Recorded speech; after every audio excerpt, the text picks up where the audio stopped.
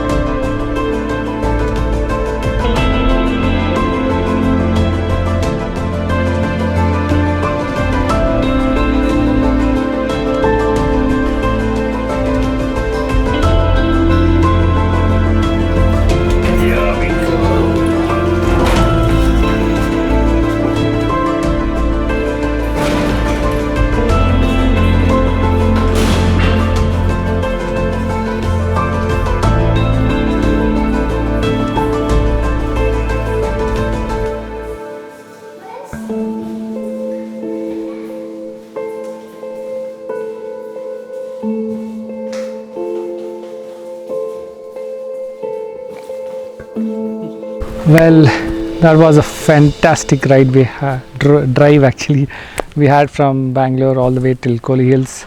Our first exploring on the EV, and it's so much fun to travel on the EV.